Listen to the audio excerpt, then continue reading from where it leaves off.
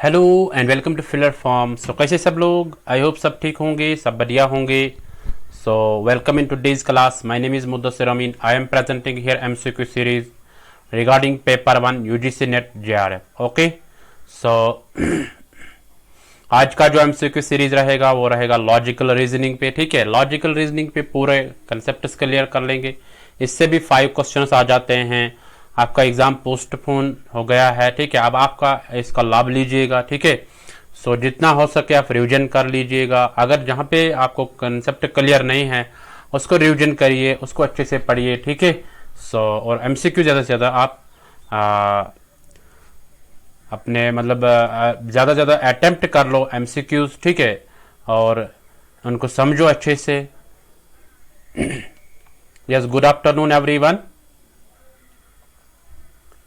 सो देखते हैं हमारा टारगेट क्या रहता है। हमारा टारगेट रहता है top 20 MCQs daily and paper 1 teaching and research aptitude at 2 PM। हमारा मिशन क्या है? यूजीसी नेट जेआरएफ को क्रैक करना। Okay, yes. सो ये 2 PM का जो एमसीक्यू क्लास रहता है इसको आप मिस मत करिएगा। यहाँ पे आपके पूरे कंसेप्ट क्लियर होते हैं, ठीक है। जो भी मतलब क्वेश्चन, जिस तरह के क्वेश्चन आ जाते हैं उन सब को आप समझते हैं कि यानी कैसे कैसे क्वेश्चंस आ जाते हैं, ठीक है। यानी मतलब यहाँ पे टाइम भी आप सीखते हो अच्छे से, है ना। सो ये जो एमसी क्लास है ये आपके लिए इंपॉर्टेंट है, इसको आप मिस मत करिएगा। अगर आपने इसको मिस किया तो आपने बहुत कुछ खो दिया। ओके, सो ये और कुछ क्लासेस होते हैं फिलर फॉर्म पे, इनका भी आप लाभ लीजिएगा, ठीक है। So are you ready? So अपने फ्रेंड्स के साथ शेयर कर लो, ठीक है। So then we will begin our today's MCQ series. तो सब अपने फ्रेंड्स के साथ शेयर कर लो। यस, जितने भी आपके अपने पर्सनल ग्रुप्स है, बाकी जो ग्रुप्स है उनमें आप शेयर कर लो, अपने फ्रेंड्स के साथ शेयर कर लो, ठीक है।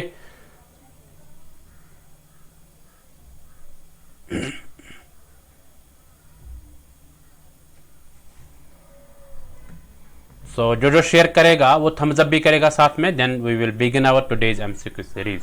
थोड़ा सा रुकते हैं, देखते हैं कितने और जुड़ जाएंगे हमारे साथ। देखो आपका जो मतलब ये पोस्टपोन होने का कारण जो है, इसमें CUET के डिफरेंट एग्जाम्स है, ठीक है।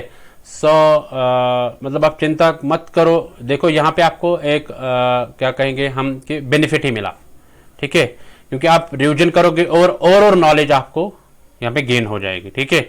जितना आप रिवीजन करोगे उतना आपको ग्रिप बन जाएगा, उतना आप अच्छा कर पाओगे कल एग्जाम में, ठीक है।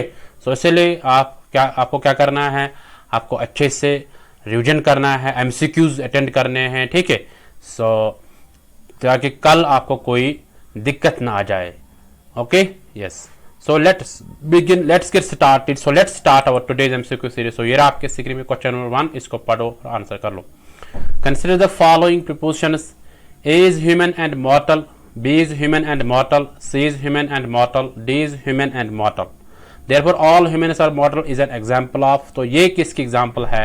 ठीक है, A है डिडक्टिव आर्ग्यूमेंट, B है इंडक्टिव आर्ग्यूमेंट, C है साइलोजिस्टिक आर्ग्यूमेंट, D है नन ऑफ द अबव। सब आंसर कर लो, वेरी गुड।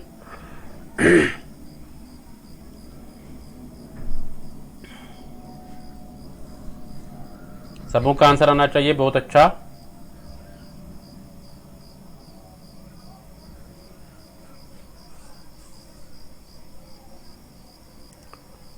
फेस के साथ नहीं आ पाया आज क्योंकि इसमें थोड़ा सा ब्लर हो रहा था, तभी तो इसमें थोड़ा सा प्रॉब्लम था कैमरा में, ठीक है। तो तभी आज फेस के साथ नहीं आया, ठीक है। सो ये आप कंप्रोमाइज कर लो, ठीक है। हाँ, तो इसमें ब्लर आ रहा था, ठीक है, थोड़ी सी टेक्निकल प्रॉब्लम थी।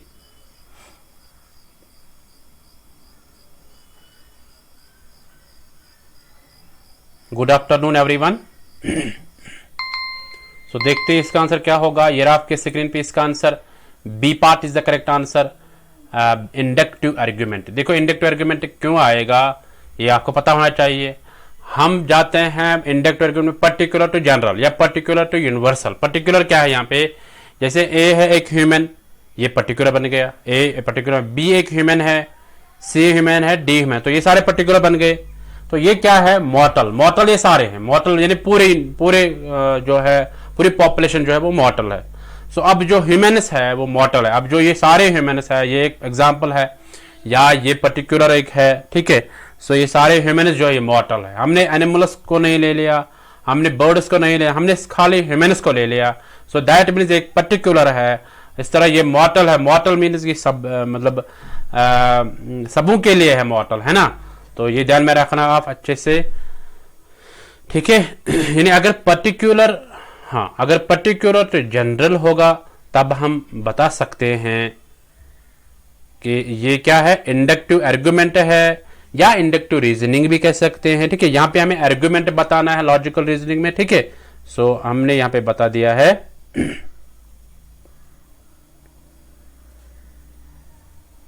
हाँ।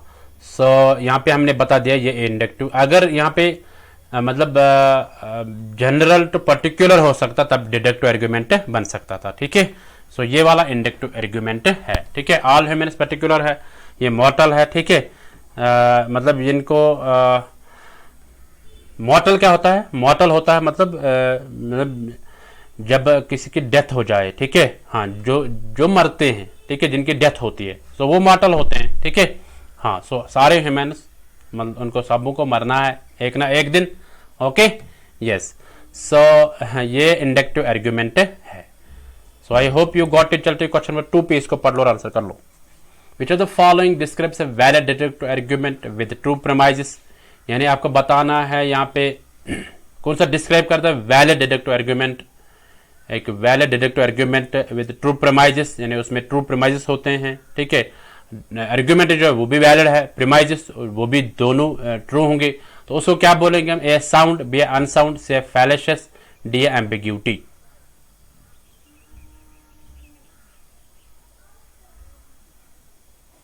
सब आंसर कर लो, वेरी गुड।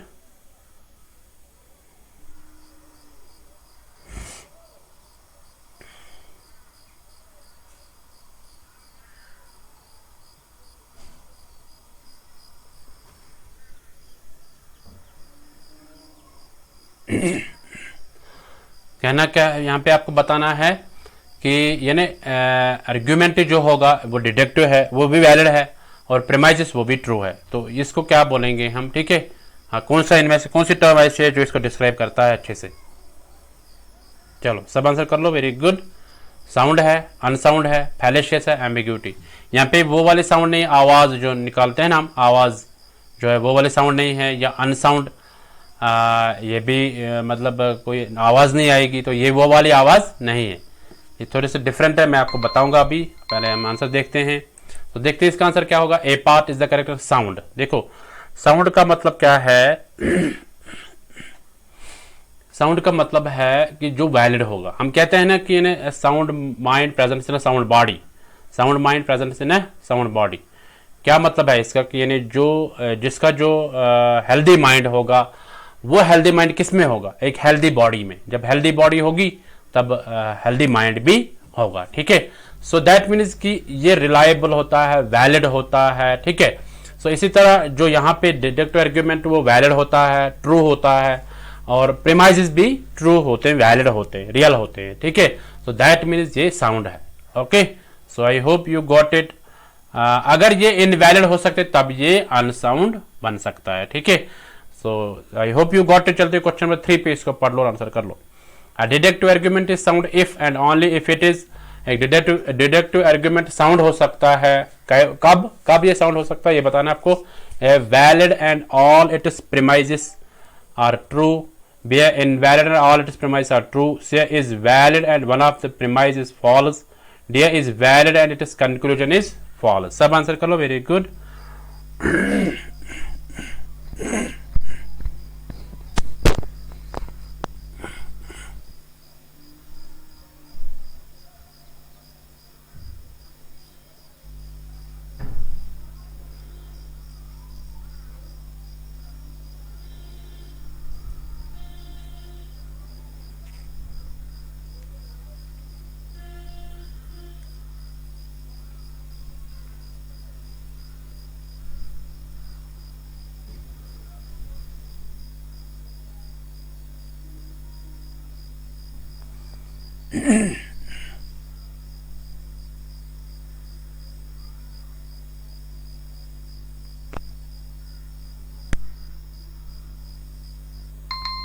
सो यहाँ पे आपका टाइम खत्म हो गया। देखते हैं इसका आंसर क्या होगा। A part is the correct answer, valid and it is premises are true, यानी कंक्लूजन भी वैलिड होगा और प्रीमाइसेस भी ट्रू होंगे। ठीक है, so that means it is sound. जो मैं अभी बोल रहा था, साउंड का मतलब क्या है कि यानी करेक्ट, साउंड मीन्स करेक्ट। ठीक है, सो यानी उसके प्रीमाइसेस जो वो भी ट्रू होंगे और कंक्लूजन वो भी वैलिड होगा। Okay, so I hope you got it about this. So चलते क्वेश्चन नंबर 4 पे, इसको पढ़ लो और आंसर कर लो। Lakshmana is a morally good person because, Lakshmana जो है वो एक मॉरली गुड पर्सन है, क्यों है ये बताना आपको। ए ही इज रिलीजियस, बी है ही इज एजुकेटेड, सी है ही इज रिच, डी है ही इज रैशनल। ठीक है, सब आंसर कर लो, very good.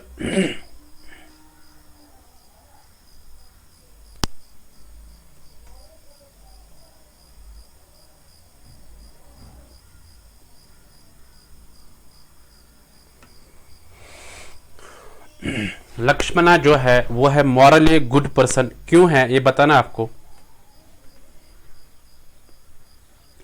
According to logical reasoning आपको बताना है। ठीक है, वेरी गुड, सबों का आंसर आना चाहिए, बहुत अच्छा।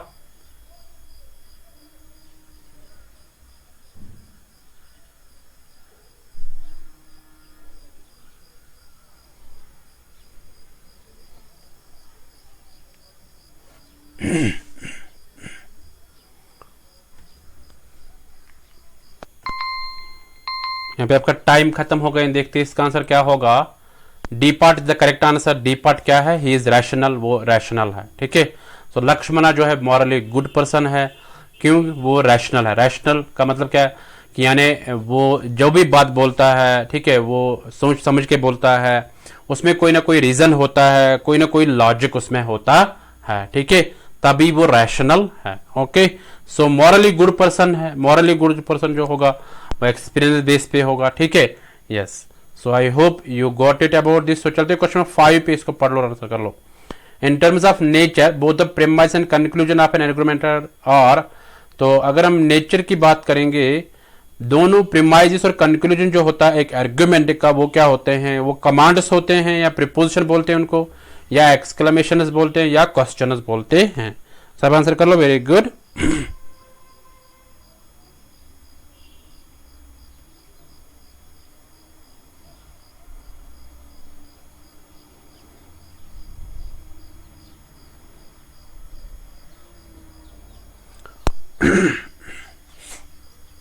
सबों का आंसर आना चाहिए, बहुत अच्छा। मैं दोबारा बताऊंगा, दोनों प्रीमाइस और कंक्लूजन जो आर्गुमेंट का होगा उनको क्या बोलते हैं, कमांड्स बोलते हैं, प्रपोजिशंस बोलते हैं, एक्सक्लेमेशंस बोलते हैं या क्वेश्चंस बोलते हैं। सब आंसर कर लो, वेरी गुड।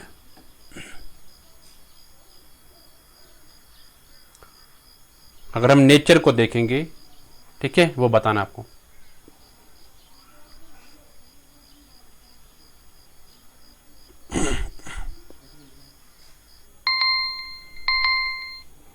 तो देखते हैं इसका आंसर क्या होगा। B part is the correct answer, proposition उसको बोलते हैं। ठीक है, हाँ, अगर नेचर की बात की जाए, दोनों प्रीमाइसेस और कंक्लूजन जो होता है आर्गुमेंट के, उनको दोनों को बोलते हैं प्रीपोजिशंस। ओके, प्रीपोजिशन स्टेटमेंट्स होते हैं ना, वैलिड, ये वैलिड प्रीमाइसेस और वैलिड कंक्लूजन होता है। ठीक है, ये ध्यान में रखना आप। सो चलते क्वेश्चन नंबर 6 पे, इसको पढ़ लो और आंसर कर लो।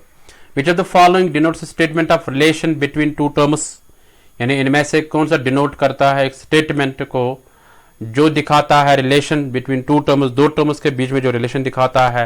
ए है प्रीपोजिशन, बी है डिनोटेशन, सी है सिलॉजिज्म, डी है नन ऑफ द अबव। सब आंसर कर लो, वेरी गुड। आपको बताना है यहाँ पे ऐसे कौन से टर्म है ना, जो दिखाता है रिलेशन बिटवीन टू टर्म्स। क्या प्रीपोजिशन दिखाता है, क्या डिनोटेशन दिखाता है, क्या सिलॉजिज्म दिखाता है, क्या नन ऑफ द अबव, या इनमें से कोई नहीं। बहुत अच्छा, तुरंत आंसर कर लो।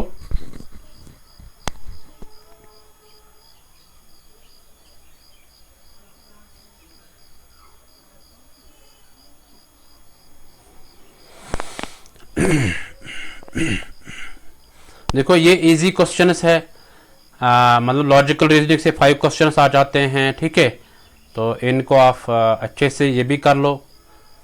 अभी कुछ स्टूडेंट्स को पता नहीं है, इसमें से भी क्वेश्चन आ जाते हैं, तभी मैंने इसको अच्छे से कवर करना है। ठीक है, सो मैं इसको अच्छे से कवर कर लूँगा, आप में कोई डिफ़िकल्टी कल नहीं रहेगी।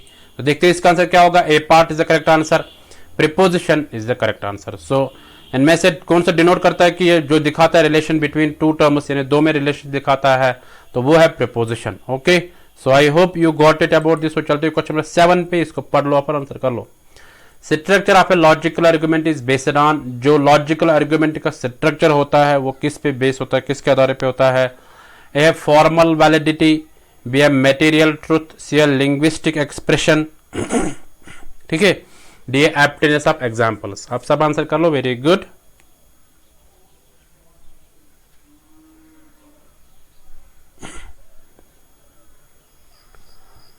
यानी लॉजिकल आर्गुमेंट का जो स्ट्रक्चर होता है ना, उसकी बेस क्या होती है ये बताना आपको। क्या फॉर्मल वैलिडिटी होती है, क्या मटेरियल ट्रुथ होता है, क्या लिंग्विस्टिक एक्सप्रेशन होती है, क्या एप्टनेस ऑफ एग्जाम्पल, या बहुत सारे एग्जाम्पल उसमें आ जाते हैं।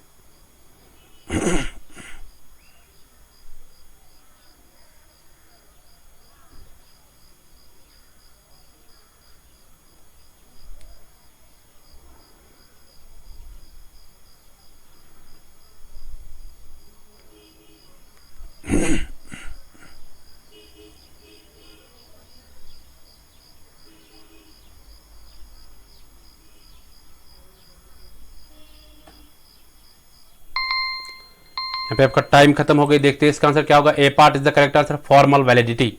यानी जो लॉजिकल आर्गुमेंट का स्ट्रक्चर अगर हम देखेंगे वो किस पे बनता है, वो बनता है फॉर्मल वैलिडिटी पे, ठीक है। सो ये ध्यान में रखना आप। देखो मटेरियल पे भी नहीं बनता, लिंग्विस्टिक एक्सप्रेशन पे लैंग्वेज बनता है ना, एप्टनेस ऑफ एग्जांपल्स पे भी नहीं बनता है। सो इसमें फॉर्मल वैलिडिटी होती है, ठीक है, वैलिड होता है पूरा, ठीक है, लॉजिकल आर्गुमेंट। सो ऐसे आप ध्यान में रखोगे, फॉर्मल वैलिडिटी पे ये बनता है। चलते क्वेश्चन नंबर 8 पे, इसको पढ़ लो और आंसर कर लो। In a deductive argument conclusion is, deductive argument में कंक्लूजन क्या होता है। ये summing up of the premises, जब हम प्रेमाइजेस को समिंग अप करते हैं क्या ये है। B are not necessarily based on premises, ये प्रेमाइजेस पे जरूरी नहीं होता है, ठीक है। C entailed by the premises, D additional to the premises. सब आंसर कर लो, वेरी गुड।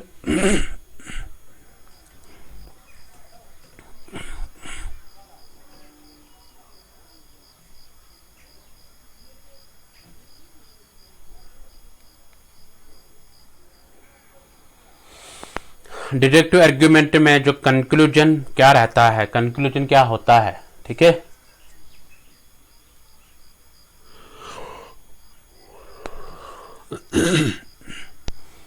आज कैमरा में ब्लर आ रहा था, तभी मैंने इसको थोड़ा सा कैमरा को बंद कर दिया है, ठीक है। कैमरा तभी नहीं आ रहा है, तो यानी फेस नहीं आ रहा है तभी।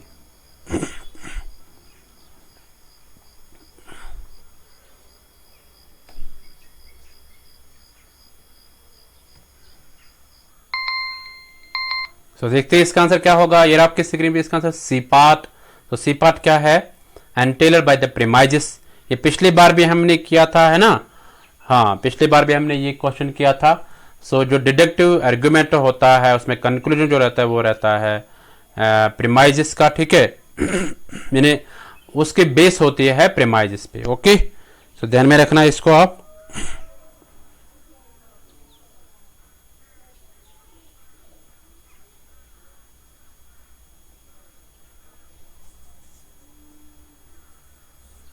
हाँ, सो उसमें यानी इन्वॉल्व होते हैं प्रेमाइजेस। ओके, कंक्लूजन जो होता है वो किस पे होता है, किसके बेस पे होता है, वो प्रेमाइजेस के बेस पे होता है। ओके, क्योंकि जब तक प्रेमाइजेस नहीं होंगे तब तक कंक्लूजन भी नहीं होगा डिडक्टिव आर्गुमेंट में। Okay, so I hope you got it about this.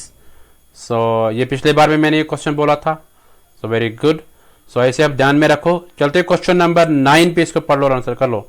सिलॉजिस्टिक reasoning, इस सिलॉजिस्टिक रीजनिंग क्या होती है। ए डिडक्टिव होती है, बी इंडक्टिव, सी एक्सपेरिमेंटल, डी हाइपोथेटिकल। सब आंसर कर लो, वेरी गुड। सिलॉजिस्टिक रीजनिंग जो होती है वो क्या होती है, डिडक्टिव होती है, या इंडक्टिव होती है, या एक्सपेरिमेंटल होती है, या हाइपोथेटिकल होती है।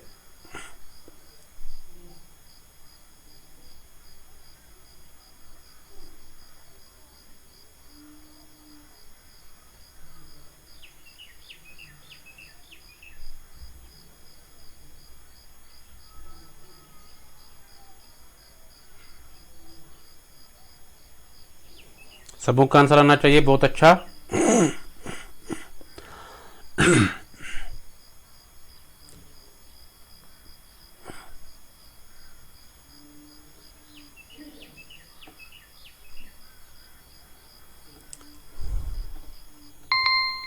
यहाँ पे आपका टाइम खत्म हो गया। देखते हैं इसका आंसर क्या होगा। A part is the correct answer है ना, डिडक्टिव कहते हैं इसको, ठीक है। तो सिलोजिस्टिक रीजनिंग जो है ये डिडक्टिव होता है, ओके, यस। यानी डिडक्टिव रीजनिंग होती है।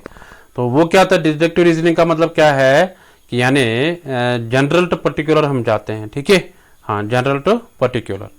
So I hope you got it. चलते क्वेश्चन नंबर 10 पे, इसको पढ़ लो और आंसर कर लो। A syllogism must have, syllogism को क्या होता है ये बताना आपको। ए है 3 टर्म्स, के 3 टर्म्स होते हैं। बी है 4 टर्म्स, सी है 6 टर्म्स, डी है 5 टर्म्स, ये बताना आपको। चलो सब आंसर कर लो, वेरी गुड। यानी सिलोजिज्म के कितने टर्म्स होते हैं ये बताना है आपको।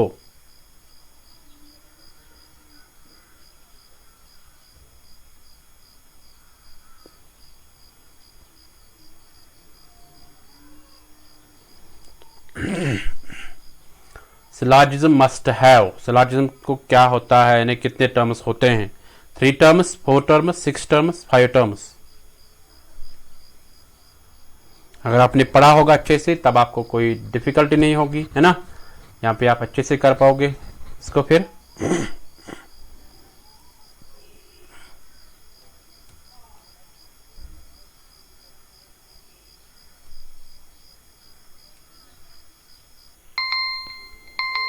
यहाँ पे आपका टाइम खत्म हो गया। देखते हैं इसका आंसर क्या होगा। A part is the correct answer. 3 terms, syllogism को कितने टर्म्स होते हैं, 3 टर्म्स, ठीक है। सो ये ध्यान में रखना आप। सो देखते हैं कौन कौन से टर्म्स होते हैं। A syllogism is a deductive argument, syllogism deductive argument जो इससे पहले हमने क्वेश्चन पढ़ लिया। That has exactly 2 premise and a conclusion. 2 premises होते हैं और एक कंक्लूजन होता है, तो ये 3 टर्म्स बन गए, ठीक है। 2 प्रीमाइजेस होते हैं और एक कंक्लूजन होता है, ठीक है। सो यही 3 टर्म्स होते हैं।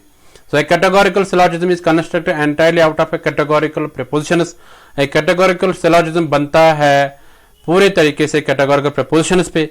इट कंटेन्स 3 डिफरेंट टर्म्स, इसके 3 डिफरेंट टर्म्स होते हैं। Each of which is used 2 times, दोनों मतलब हर एक 3 टर्म जो होते हैं वो यूज किए जाते हैं 2 बार, ओके, 2 टाइम्स यूज किए जाते हैं, okay. So I hope you got it about this. So चलते क्वेश्चन 11 पे, इसको पढ़ लो और आंसर कर लो।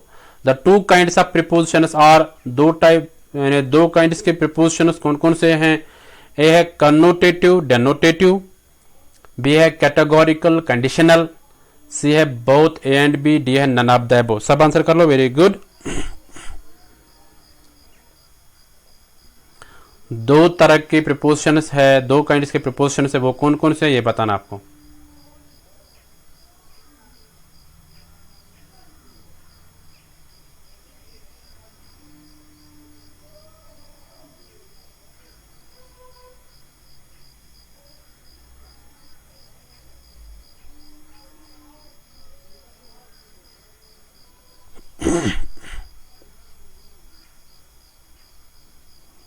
चलो सब आंसर कर लो, बहुत अच्छा।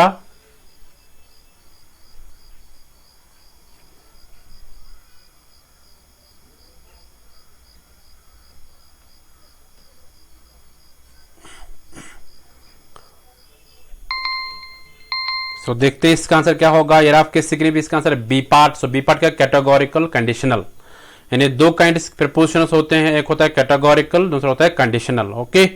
सो I hope you got it. दोनों यानी एक होता है कैटेगोरिकल प्रीपोजिशन, दूसरा होता है कंडीशनल प्रीपोजिशंस, ओके। सो आप इसको अच्छे से ध्यान में रखना। तो चलते हैं क्वेश्चन नंबर 12 पे, इसको पढ़ लो और आंसर कर लो। Which of the following denotes relation between 2 terms. यहाँ पे कौन सा दिखाता है रिलेशन 2 टर्म्स के बीच में। A subject, B predicate, C object, D copula. सब आंसर कर लो, वेरी गुड।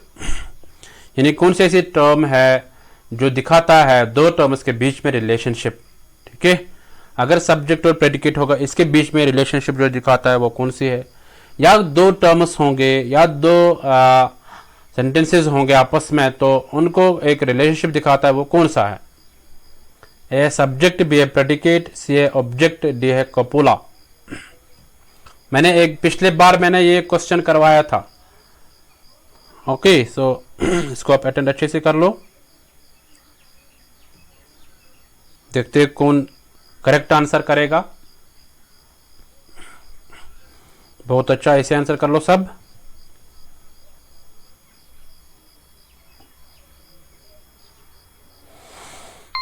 सो यहाँ पे आपका टाइम खत्म हो गया है। देखते हैं इसका आंसर क्या होगा। D part is the correct answer. D part क्या है? कपूला। ठीक है, सो कपूला जो है ये दिखाता है रिलेशन बिटवीन टू टर्म्स। ठीक है, सो कपूला क्या, इसका मतलब क्या है? Connecting word.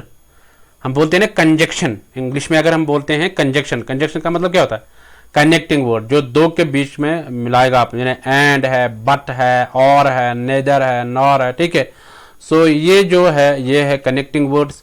सो यहाँ पे कपूला जो है, कपूला जो है ये एक टर्म है जो आपस में रिलेशनशिप दिखाता है दो टर्म्स को। Okay, so I hope you got it. चलते क्वेश्चन नंबर 13 पे, इसको पढ़ लो और आंसर कर लो। A deductive argument is valid if, एक deductive argument valid होगा कब? if, हाँ ये बताना, यहाँ पे if आ गया है। so A premises are false and conclusion is true, premises false होंगे और conclusion true होगा। B premises are false and conclusion is also false, यानी premises भी false होगा, conclusion भी false होगा। इस तरह से premises are true and conclusion is false, premises true होंगे, conclusion क्या होगा? वो false होगा। ठीक है, इस तरह डी के premises are true and conclusion is true, दोनों ट्रू होंगे, यानी प्रेमाइजेस भी ट्रू होगा, कंक्लूजन भी ट्रू होगा। ओके, सो आप आंसर कर लो सब।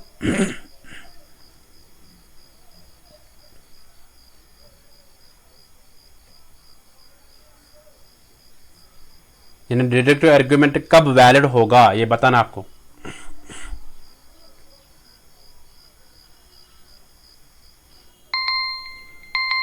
सो देखते हैं इसका आंसर क्या होगा। ये आपकी स्क्रीन पे इसका आंसर डी पार्ट के premises are true and conclusion is true, यानी प्रेमाइजेस भी ट्रू होंगे और कंक्लूजन भी ट्रू होगा। ठीक है, दोनों जब ट्रू होंगे तब डिडक्टिव आर्गुमेंट वैलिड हो सकता है। अगर एक भी फॉल्स होगा, ठीक है, एक प्रेमाइज फॉल्स होगा, बाकी सब ट्रू होंगे, तब भी ये इनवैलिड बन सकता है। सब मैंने प्रेमाइजेस अगर दो होंगे या एक होगा तो वो दोनों ट्रू होंगे और कंक्लूजन भी ट्रू होगा, तो that is deductive argument, then we can say deductive argument is valid. Okay, so I hope you got it. चलते क्वेश्चन 14 पे, इसको पढ़ लो और आंसर कर लो। Denotation is the same as, denotation का मतलब क्या होता है? ठीक है, यानी किस तरह होता है डेनोटेशन, यानी और एक टर्म क्या होती है डेनोटेशन की वो बताना आपको। ए एक्सटेंशन, बी इंटेंशन, सी वैल्यू, डी डिक्शनरी। यानी डेनोटेशन को और एक टर्म से किस नाम से पुकारते हैं? चलो सब आंसर कर लो, वेरी गुड। देखते हैं कौन महान है ना, कौन अच्छे से आंसर करेगा। हाँ, डेनोटेशन जो है इसके लिए और एक टर्म है, वो कौन सी है?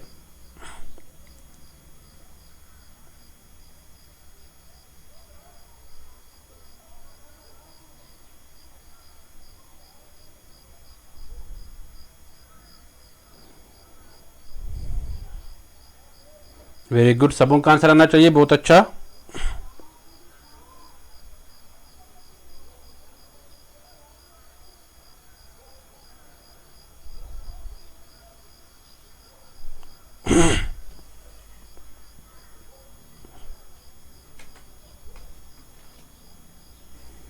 वेरी गुड, यहाँ पे आपका टाइम खत्म हो गया है। देखते हैं इसका आंसर क्या होगा। A part is the correct answer, extension.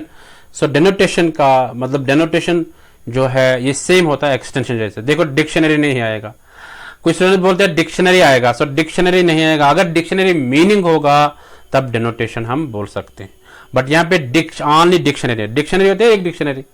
ठीक है, सो हम बोलेंगे कि यानी डिक्शनरी यहाँ पे नहीं आएगा। ठीक है, इसका जो आंसर आएगा वो आएगा एक्सटेंशन, यानी डेनोटेशन के एक और टर्म है, that is extension. Okay, so I hope you got it. ठीक है, सो एक्सटेंशन क्या होता है? यानी ये कोरिलेटिव वर्ड्स होते हैं जो दिखाते हैं टर्म या कंसेप्ट को। ठीक है, हाँ, यानी एक लिटरल मीनिंग जो दिखाते हैं, that is extension.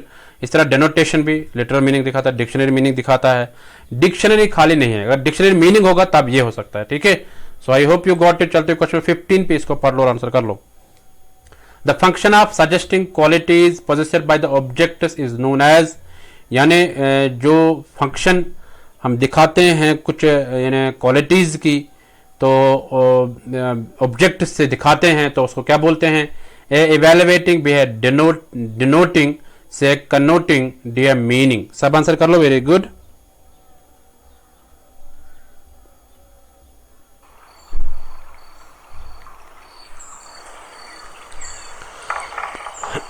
The function of suggesting qualities, यानी जब हम कुछ क्वालिटीज़ की फंक्शन हम बताएंगे, यानी जो ऑब्जेक्ट्स में होते हैं तो उनको क्या बोलते हैं? एवेलुएटिंग बी है डिनोटिंग, सी है कनोटिंग, डी है मीनिंग। सब आंसर कर लो, वेरी गुड।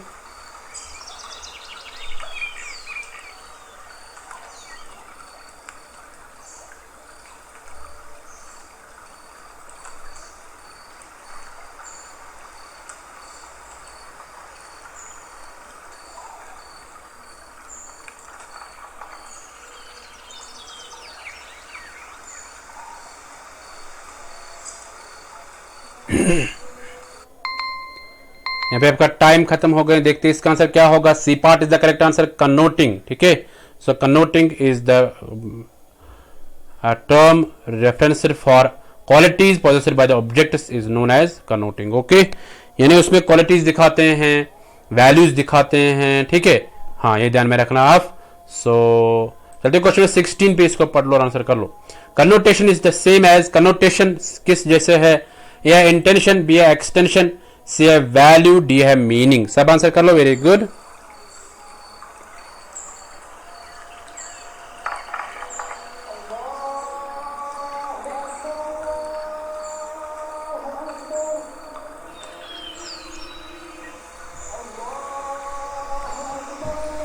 सबों का आंसर आना चाहिए, बहुत अच्छा।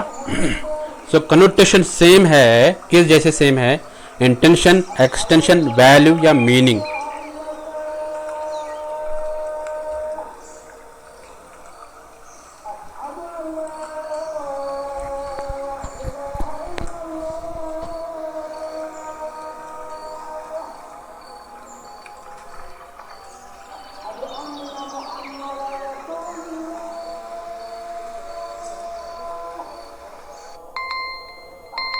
सो यहाँ पे आपका टाइम खत्म हो गया। देखते हैं इसका आंसर क्या होगा।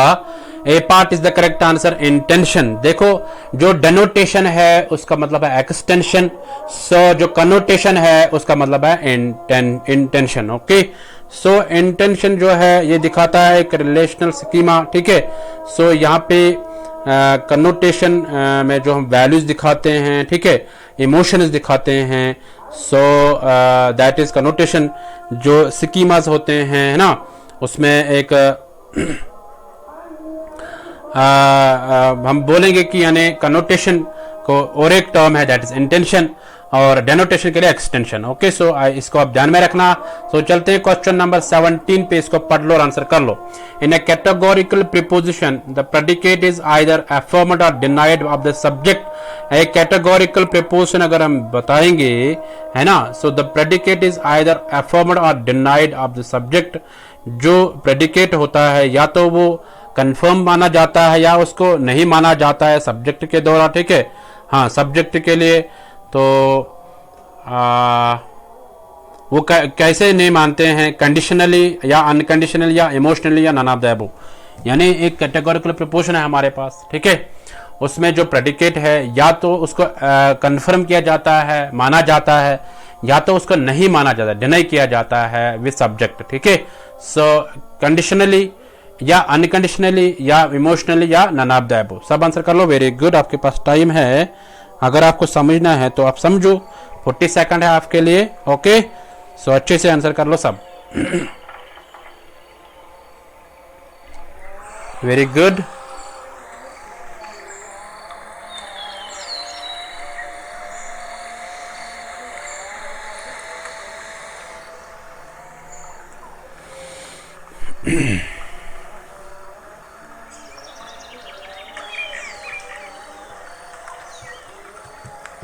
कैटेगोरिकल प्रीपोजिशन की अगर हम बात करेंगे, उसमें जो प्रेडिकेट है वो यानी कभी रिजेक्ट किया जाता है, कभी कंफर्म उसको किया जाता है ना, सब्जेक्ट के साथ। तो वो कैसे किया जाता है? अनकंडीशनली या कंडीशनली या इमोशनली या नन ऑफ द अबव। सब आंसर कर लो, वेरी गुड।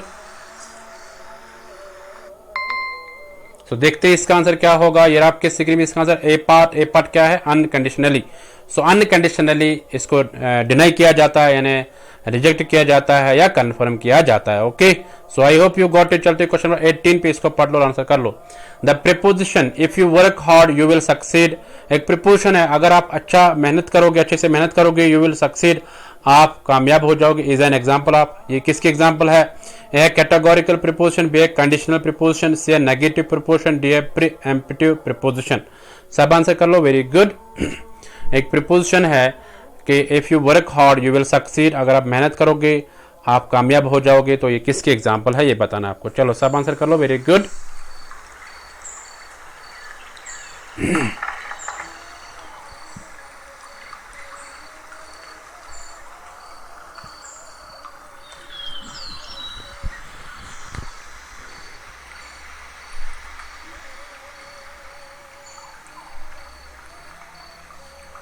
एक प्रीपोजिशन है, अगर आप काम यानी हार्ड वर्क करोगे, है ना, तो आपको सक्सेस मिल जाएगी, तो ये किसकी एग्जांपल है?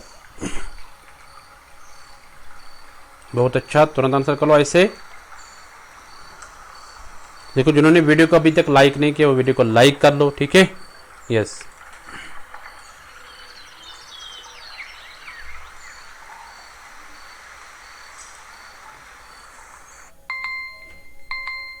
तो देखते हैं इसका आंसर क्या होगा। ये आपके स्क्रीन में इसका आंसर बी पार्ट। सो बी पार्ट क्या है? कंडीशनल प्रीपोजिशन इसको बोलते हैं। क्या बोलते हैं? कंडीशनल प्रीपोजिशन, ठीक है। सो वो प्रीपोजिशन, इसको कंडीशनल प्रीपोजिशन मतलब ये कंडीशन पे आधार है, ठीक है, एक सिचुएशन पे आधार है, तो इसलिए इसको कंडीशनल प्रीपोजिशन बोलते हैं। ओके, तो चलते हैं क्वेश्चन नंबर 19 पे, इसको पढ़ लो आप और आंसर कर लो। A disjunctive proposition is a type of, एक डिसजंक्टिव प्रीपोजिशन जो होता है ये किसका टाइप है? A conditional proposition, B unconditional proposition, C a categorical proposition, D a imperative proposition. सब आंसर कर लो, वेरी गुड।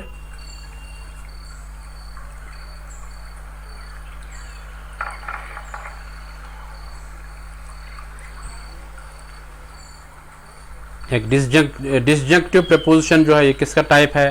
कंडीशनल प्रीपोजिशन का है, या अनकंडीशनल प्रीपोजिशन का है, या कैटेगोरिकल प्रीपोजिशन का है, या इंपरेटिव प्रीपोजिशन का है?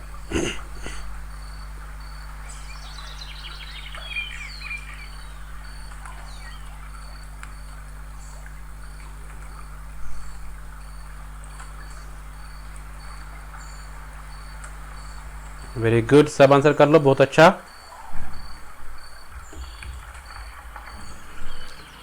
फोर्टी सेकंड के बाद बेल बजती है, ठीक है, ये ध्यान में रखना आप। सो देखते हैं इसका आंसर क्या होगा। A part is the correct answer, conditional proposition, ठीक है। सो डिसजंक्टिव प्रीपोजिशन होता है, ये किसका टाइप है? तो ये कंडीशनल प्रीपोजिशन का एक टाइप है। ओके, चलते हैं क्वेश्चन नंबर 20 पे। आज के एमसीक्यू सीरीज का लास्ट क्वेश्चन, इसको आप पढ़ लो और आंसर कर लो, इसको थोड़ा सा टाइम लगेगा। Which are the following statements are false, यानी यहाँ पे बताना आपको कौन सी स्टेटमेंट फॉल्स है, ठीक है, यानी ट्रू जो नहीं है। फर्स्ट है, आपको कोड में बताना है, inductive arguments always proceed from the particular to the general. जो इंडक्टिव आर्गुमेंट्स है वो पर्टिकुलर टू जनरल होते हैं, ठीक है। इस तरह cogent argument must be inductively strong, cogent argument जो होता है वो इंडक्टिवली स्ट्रांग होता है। थर्ड है, a valid argument may have a false premise and a false conclusion। एक valid argument का होता है false premise या false conclusion। फोर्थ है, an argument may legitimately be spoken of as true or false, यानी एक argument हम बोल सकते हैं वो true हो सकता है, वो false भी हो सकता है, ठीक है। सो आपको यहाँ पे क्या बताना है? false बताना है, ठीक है। कौन सा स्टेटमेंट false है इस पे ध्यान रखो। कुछ स्टूडेंट्स का गलत होता है, देखो यहाँ पे मैं आपको समझाता हूँ। कुछ स्टूडेंट्स वो इसमें देखेंगे ट्रू कौन सा है तो वो आंसर करके आएंगे, तो उनका गलत हो जाएगा। सो यहाँ पे आपको क्या करना है? यहाँ पे फॉल्स देखना है, ठीक है, जो ट्रू नहीं होगा तो वो आपको देखने, वो आर्गुमेंट्स, ठीक है। सो आप फिर कोड में आपको चूज करना है। कुछ क्या करते हैं, कुछ ऐसे ही बताते हैं, सेकंड आएगा तो बी दे दिया, ठीक है, तो वो बी कुछ और होता है, ठीक है। तो इसीलिए ऐसे क्वेश्चन पे आप ध्यान में रखो।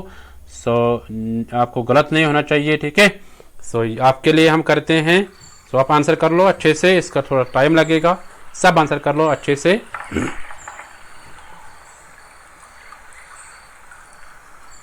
ये ध्यान में रखना, मैं दोबारा बताऊंगा। कुछ स्टूडेंट्स क्या करते हैं, वो देखते हैं फर्स्ट सेकंड थर्ड फोर्थ, तो इसी में से एक चूज कर लिया तो उठा लिया तो ये आंसर लगा लिया उधर, बट ये वाला नहीं देखते हैं। कुछ क्या करते हैं, कुछ को लगा यहाँ पे ट्रू बताना है तो वो ट्रू वाले देखते हैं तो आंसर करके आते हैं, तो फिर जब वो देखते हैं कि तो वो बोलते हैं हाँ हाँ हमने गलती की है। तो इसीलिए क्वेश्चन को पहले अच्छे से देख लो। ऐसे क्वेश्चन स्पेशली जो ऐसे क्वेश्चन आ जाते हैं उनको आप अच्छे से देख लो, ठीक है। यस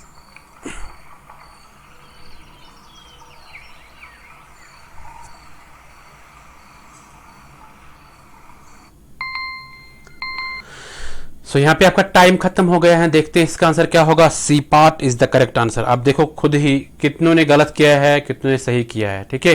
सी पार्ट क्या है, सेकंड एंड फोर्थ, ये फॉल्स है। सेकंड के cogent argument must be inductively strong, cogent argument strong होता है, यानी स्ट्रांग होना चाहिए, तो ये गलत होना, ये जरूरी नहीं स्ट्रांग होना चाहिए।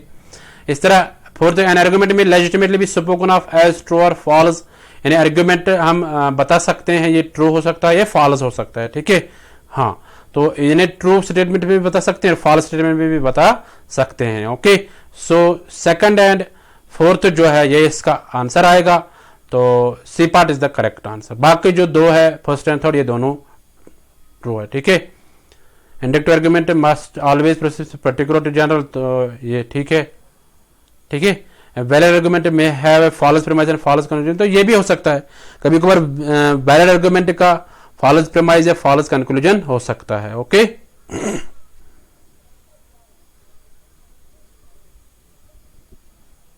चलो, सो ये थे आज के टॉप 20 एमसीक्यूज।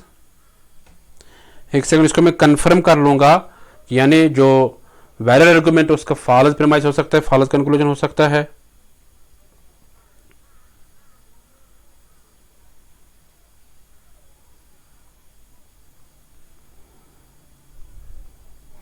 एक सेकंड रुको आप।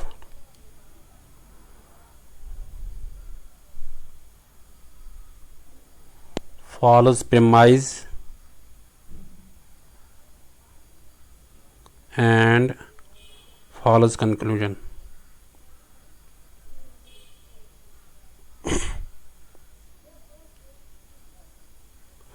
यस। सो ये हो सकता है, दोनों फॉल्स जब होंगे तब भी वैलिड आर्गुमेंट माना जाएगा, ठीक है। अगर एक इनवैलिड का अगर एक फॉल्स होगा बाकी ट्रू होंगे, ठीक है, सो तब वो इनवैलिड माना जाएगा, ठीक है। अगर दोनों ट्रू होंगे, दोनों कंक्लूजन प्रीमाइज, तब भी वैलिड माना जाएगा। अगर दोनों फॉल्स होंगे तब भी वैलिड माना जाएगा, ठीक है। ध्यान में रखना आप, अगर एक फॉल्स होगा एक ट्रू होगा तब उसको इनवैलिड माना जाएगा, ठीक है। सो फर्स्ट और थर्ड जो है वो करेक्ट है, बाकी जो दो है ये इनकरेक्ट है, okay. So I hope you got it. So ये थे आज के टॉप 20 एमसीक्यूज। सो आप अपना फीडबैक दे दीजिए, ठीक है। हाँ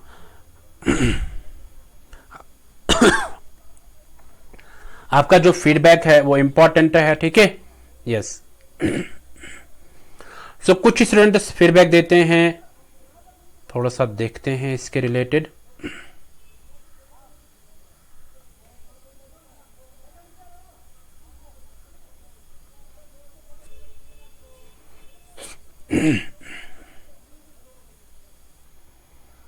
एक सेकंड आप रुको, मैं बताऊंगा कि कौन कौन फीडबैक देता है, ठीक है। कल के वीडियो में किसने, यानी कल का जो क्लास था उसमें किसने दे दिया है फीडबैक, वो मैं थोड़ा सा आपको बताऊंगा, ठीक है।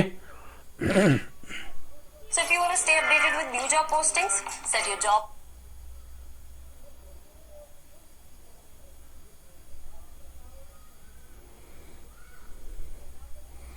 देखो फिरदौसी सना उसने रिप्लाई किया है, उसने कमेंट किया है कल की क्लास को, very nice class sir. Krishnakant उसने किया है very helpful class sir, thank you. इस तरह कमलजीत कौर बोलते very nice class and helpful class sir, thank you very much. इस तरह रोनी रजाक बोलती है होमवर्क कुछ है, nice class sir, thank you so much. इस तरह अंतिमा जयसवाल बोलती thank you sir, nice class. Motivation Leesha बोलती है thank you sir, nice class, आपका क्लास बेस्ट है, thank you motivation Leesha. Monu Swami बोलते sir nice and very interesting and informative class, इस class से काफ़ी चीज़ें क्लियर हुई मेरी, thanks sir. So welcome Monu Swami. इसी तरह एनके ट्विटर बोलते great class sir ji. Sumita Debnath खूब सुंदर, तो ये बोलते हैं very helpful class. Pawan Kumar Yadav अक्सर कमेंट करता है, ठीक है, ऐसे आप भी कमेंट कर लो अगर आपको लगता है कमेंट करने के लायक है। Thank you sir, nice class sir, very good explanation, so thank you Pawan. इस तरह कामिनी कर्मा बोलते thank you so much sir. Shilpa Vikram बोलते very nice class sir. Rufaida Malik बोलते thank you so much sir. Shatakshi Tiwari बोलती है good class sir. NK tutor और एक comment करता है thank you sir ji. R कुर सिद्धू बोलते thank you so much sir, so nice teaching, so nice class, so thank you. Shilpa Vikram बोलते thank you sir. Amit Dahiya बोलता है thank sir. So Amit Dahiya, ये दहिया का मतलब क्या है जरा हमें समझाइए, ठीक है। हाँ, सो अमित थैंक यू, अक्सर ये भी कमेंट करता है, सो थैंक यू एवरीवन जिन्होंने भी कमेंट किया है, ठीक है, सो थैंक्स। तो ये जो 2 PM का जो एमसीक्यू क्लास रहता है इसको आप मिस मत करिएगा। अगर आपने इसको मिस किया तो आपने बहुत कुछ खो दिया। सो आपका कोई प्रश्न होगा, कोई क्वेश्चन होगा, उसको हम अटेंड कर लेंगे, उसको आप लिख लो कमेंट सेक्शन में, ठीक है। सो मिलते हैं नेक्स्ट एमसीक्यू सीरीज में, तब तक के लिए tata bye bye, take care. So thank you everyone.